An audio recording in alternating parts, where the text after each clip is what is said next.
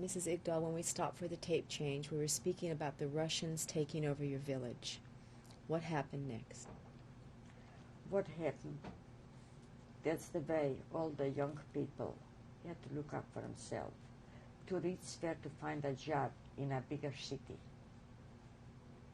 And people start to emigrate. The first one being the young people, and left the parents behind. How old were you? I was in my 20s when I left. And I left mother with one sister. I wanted her to go first. She didn't want it. Your mother or your sister? No, my sister didn't want to go. She says, I will come after them with my mother. I had one sister, Hannah. She has left 6 months before me, and she came to Kovna. And that's the way I wanted to go to Kovna, that I felt that I got already somebody there. And it was, we made up the mind when I'm going to leave. It was on June the 21st, on a Saturday, and after Shabbat, in the evening. In the year? 1941. When we took the train, I wasn't the one. More of us from the same city left for Kovna. And we traveled through the night. It was hard. It was hard to say goodbye to Mama, but I didn't say forever. Just I'm going to Kovna, I will be back. What did she think? Or to my sister. When they start to cry, then I says, Mama, I'm not going forever. I'm just going to work. I will be back. And the same thing with my sister too. And friends came to say goodbye. What was your sister's name? Liba. How old was Liba? How old was Liba? Liba was a couple of years older than I am. Why did she stay? She stayed with Mother, didn't want to leave Mother by herself. It was so hard for Mother to take. What happened to them? They got killed. In your town? In my town.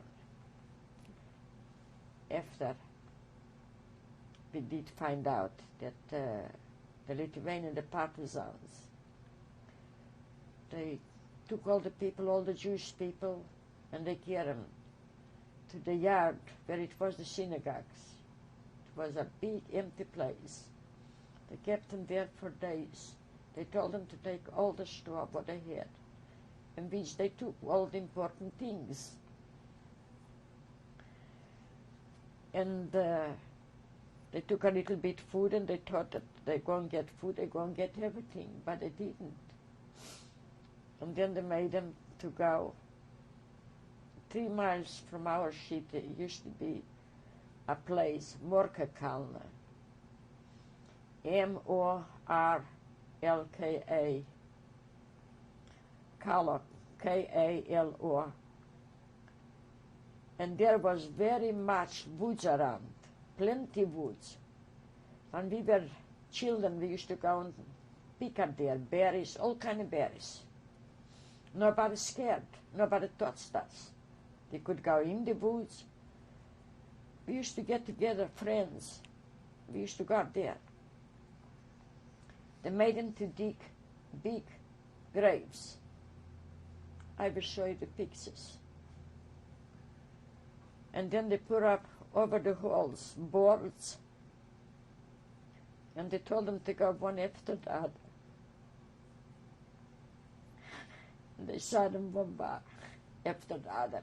They fell alive in the hole. That's the way they killed the whole city. Even they took my sister apart from my mother. She wanted to run to the mother, then they took her for the hair and they pulled her back.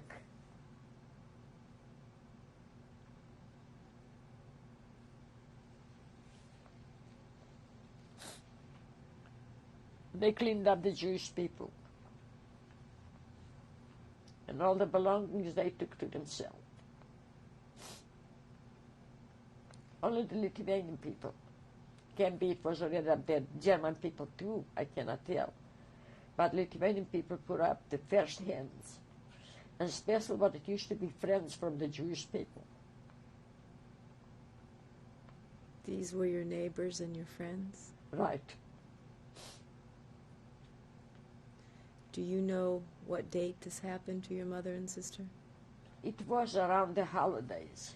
We don't know exactly the date. Which holiday? But it's coming now, Rosh Hashanah. And that's the way our rabbi keeps the Kaddish for all the people at Rosh Hashanah.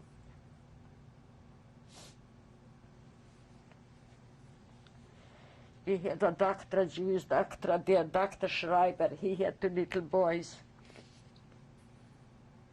They made him to come and to kneel for the church. He kneeled for the church. They made him to talk all kind of stuff. He did it. And after them, he begged from them for life. They should let him live. But he helped all the people, the Jewish people, the gentle people. Who helped Mrs. Igdal? Dr. Schreiber. Was he in your town? Right. And what did he help the people with? Like a doctor. They didn't have cars. They had to travel by wagon and horse. Where a person used to take sick in a village could be 20 miles, 30 miles, 15 miles. They used to travel by horse and carrots. And they used to come and help the people, give them medicine, help them to have the babies, everything. And then they brought them to the church and made them to kneel for the church. And they killed them, shot them across the church. The wife, Dr. Schreiber, and the two boys. So he took care of the non-Jews also? All the same, all the same. He took care of everybody. And they killed him like everyone Right. else. How do you know this, Mrs. Igdal? I know that because it was one intermarriage in our city. It was a look. I don't remember exactly his first name. Was he Robert?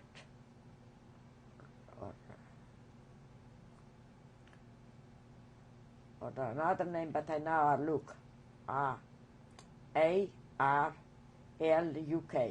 Aluk. They killed him with all the Jewish people, but they left Anna, his wife. And after the war, my friend, a girlfriend, met her, and she told the whole story. This is when you found out about your mother and sister? Right. After the war? After the war. In the beginning, we couldn't find out nothing. Was Anna non-Jewish? Is that why they left her? Non-Jews. The missus was non-Jews. He was Jews.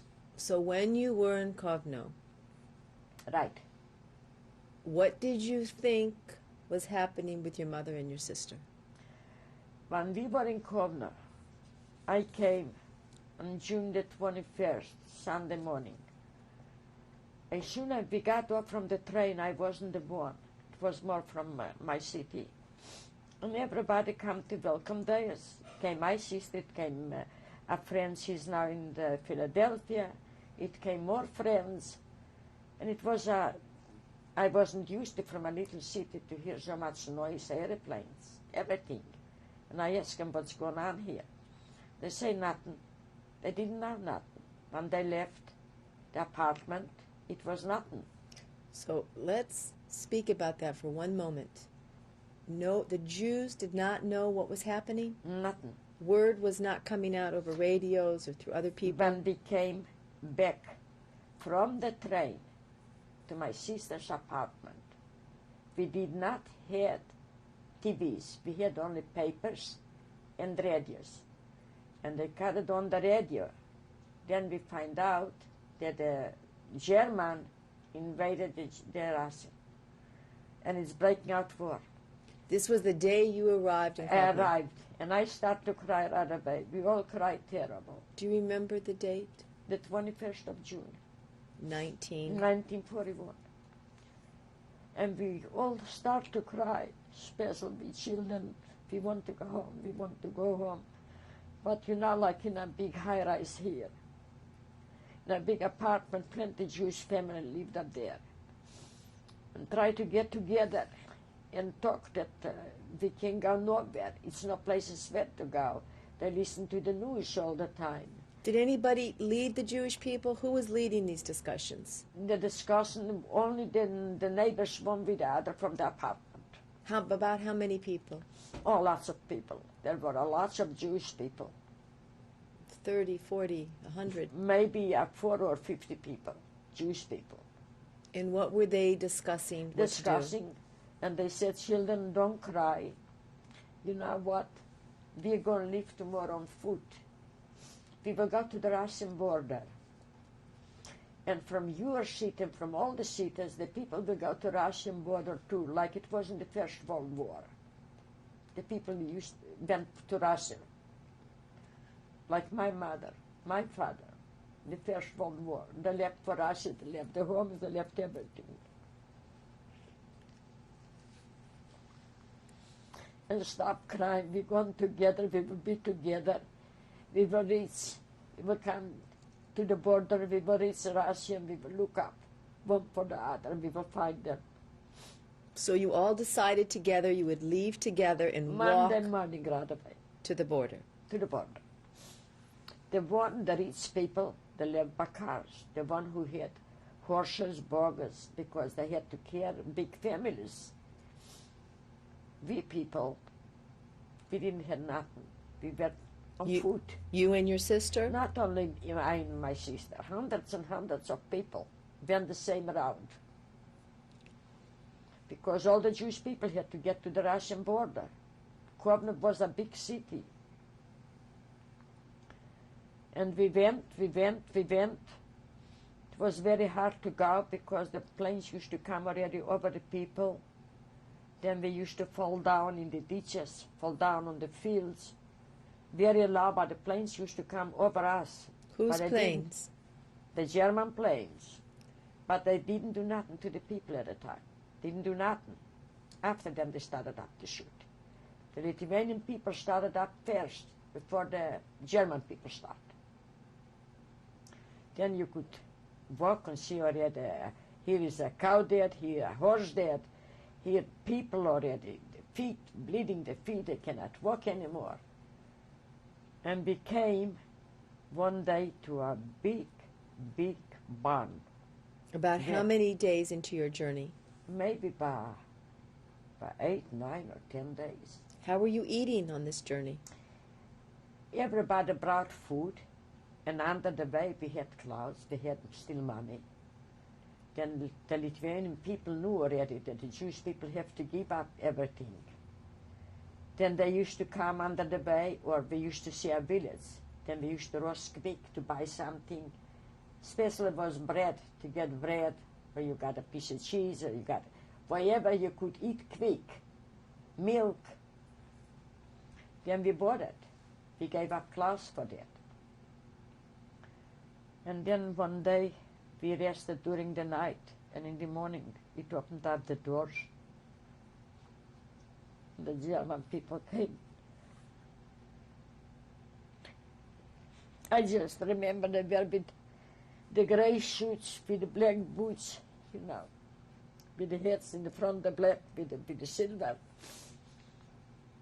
They asked us, who are we? And everybody scared. We are Jewish people. They didn't do nothing to us, and they left us. And right away the Jewish people start to cry and to talk one to the other. We don't have any places no more. We have to go, we have to go back to Kovno. We have to return to Kovno. Then we made back the journey to Kovno. How many of you were together about at this time? Lots of people, lots of people. Kovno was strange to me, but the roads was covered with people. Children, old people, young people, covered. On the way back to Kovno now? Everybody the way back because they didn't have a place to go anymore to Russia. And everybody had to return to Kovno. Where would you sleep at night? On the field, if it was a place where to get in. And if not, we used to sit down in the ditches. How much clothes did you have with you? In the beginning, we were young and strong. Whatever we had, we took with us. We had coats, We had everything in the beginning. We had shoes. We had to change clothes. We thought we were going to Russia. And we were so believe that really we're going to Russia. Maybe it will take another day, but here I'm going to see my family. I'm going to see my mother, my sister, my uncles, my aunts, cousins, everybody. You thought they had gone to Russia. We didn't show them nobody. They got all killed in the little cities. But you said on the way to Russia you thought you would see We your thought, mother. because the people told us that everybody believed, all Lithuania, the Jewish people, believe and they will go to the border from Russia, like in the First World War. That's what it was. But it wasn't that way. So you were heading back to Kovno, and the streets were littered with dead people. It littered with dead people, sick people, who were stronger at the time we were young. And we reached back the apartment. Back to your sister's apartment. Right. My sisters, my friends. There was also the boss man. The boss man? Yeah, Who's the boss man? the boss man was Greenspan. What was his name? Gerson. Gerson and Riva. They're alive. We heard about them. They're alive. I don't know where they are in America or they are in Israel, but they're alive. Thank God. Can you spell his name? Yeah. Gerson,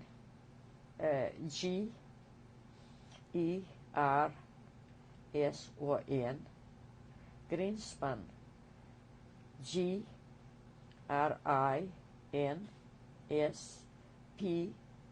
G-R-I-N-S-P-E-N.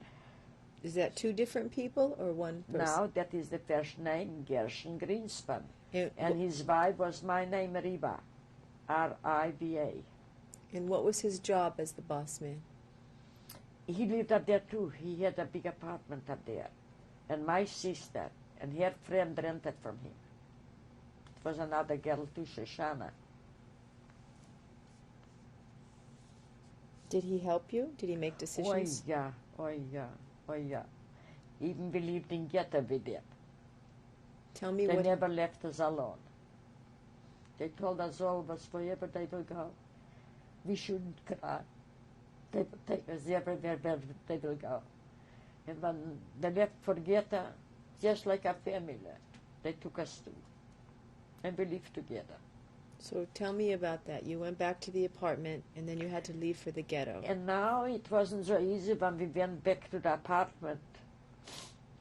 Then they started up already with the Jewish people. They didn't let them come to the stores. We had to walk different, from the sidewalks, one after the other. You weren't allowed to walk on the sidewalks with the No, with with the the non-Jews. gentle people, with other people, we were not allowed to walk. And then the men scared to come out. Then who used to go? The children or the wife. They used to go to the stores, wherever they could get. And the gentle people used to push always the Jewish people back, until when you got in the store. Then they used to say, I don't have this, I don't have that. Special. And one day came a Sunday, then I and my a girlfriend, Shoshana, we went together for bread, for milk, and we stood in the line. Even we had scarves on, everything like the Lithuanian people used to go. They recognized us. And they picked us up. And on the street was already in the hundreds and maybe about 1,000 of Jewish people marching. And they pushed us in between the people too. Who pushed you in? The Lithuanian people, the partisans. And then we went to our school, but it was no place. It was so many Jewish people there in the school. What was the name of the school? Do you know? I don't know. I cannot remember. What kind of school? It was from their school, but I don't remember the name. I wasn't used to. What were they training you to do? We didn't went there for training. When they picked up the people, they kept them there in one place. They shouldn't run away. I see, as a holding tank. Yeah, a holding place. Then it was no place up there. Then they took us to the 9th Fort. 9th Fort? Right. F-O-R-T. What is the 9th Fort? The 9th Fort, that was a military place where they took the Jewish people and saw them. Now, this is before they put you into the ghetto. Right. I want to ask you, you grew up in a religious home. Right. You were religious. Right. At this point, were you talking to God? What did you think God was doing? We talked to God. We talked all the time. How God can see that. How God can do that to us people. Everybody was so religious. Everybody scared so much. You couldn't see in our country that a child should lit a match on Saturday, or make a fire on Saturday, or cook on Saturday, or show on Saturday, or play on Saturday. Nothing. We used to ask God, God, why you doing this to us? Why you doing it to our families? But we didn't get no kind of answer. We cried all the time to God. We didn't get an answer. Did the people keep their faith in God, or did some turn away? Some yes, some not. Some yes, but a lot of not.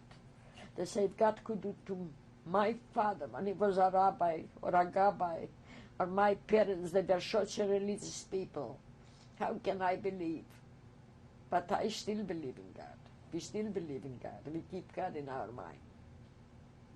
Were there debates like that going back and forth? Back and forth all the time. And always crying, hands up. God, where are you? How can you see that? To the Jewish people.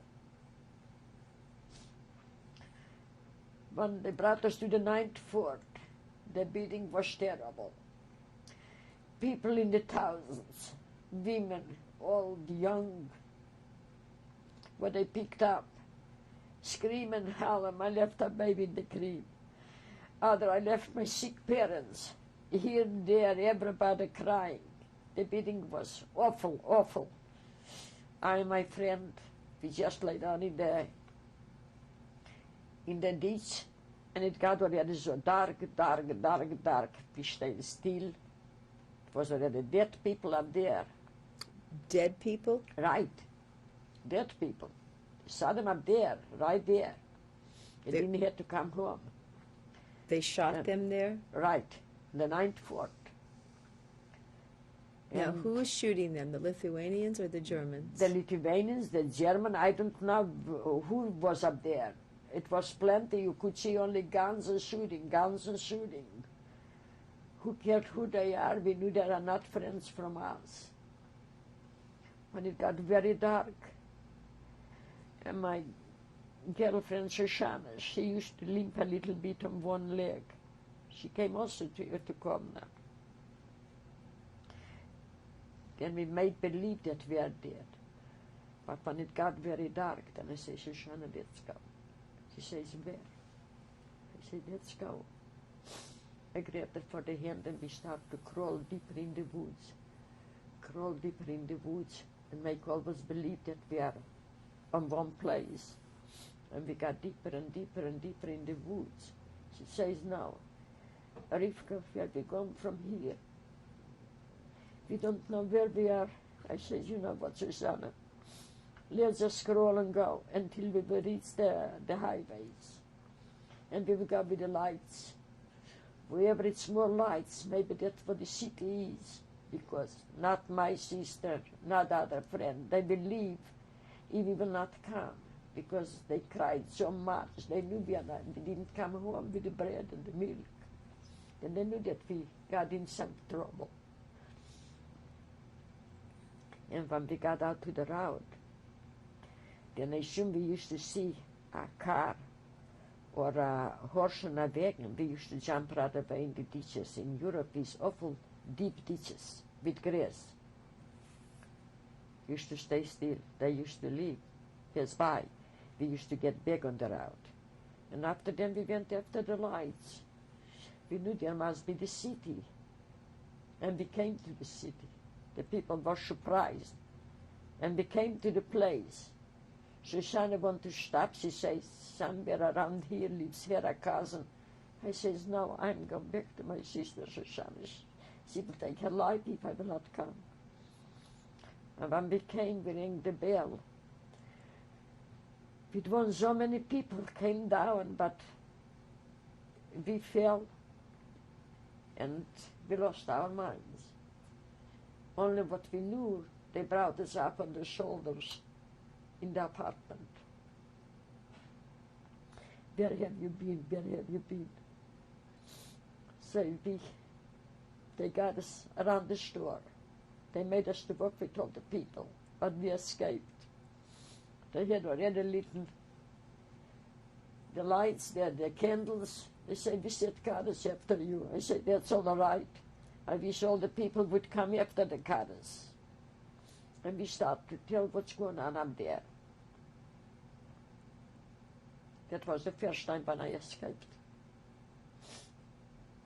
So you were back with your sister now? Back with my sister, with a friend that lives now, Rita Sands, in Philadelphia. We were all together back. Now, Mrs. Igdal, soon thereafter they put you into the ghetto. Right, it was, they announced that all the Jewish people have to go to the ghetto. I believe that was in July.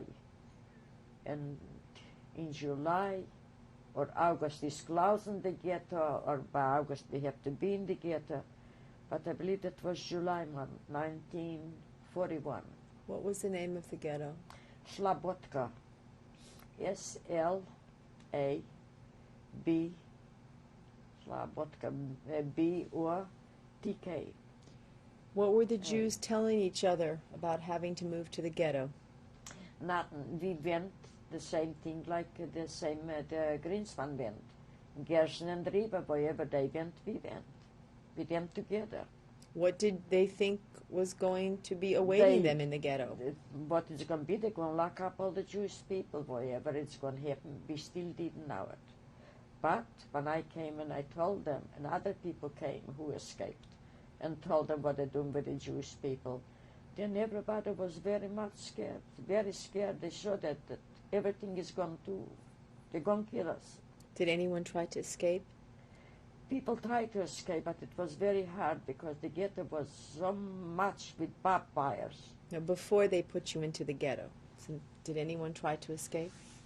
That I cannot tell because I didn't go out nowhere anymore. So how did they come to get you for the ghetto? Did you meet in a square or they they come to your door? They announced through the papers that all the Jewish people and through the radio have to check in the ghetto. If they will come on that date, it will be too late. They will not have places. Then we went in. We knew we are Jewish people and we don't have no kind of business to be out. What did you carry with you? Everything what we had. They let you carry everything what you had. But when they had to take away, they took away everything. So you all met where? In a town square? Now, each family moved in separate.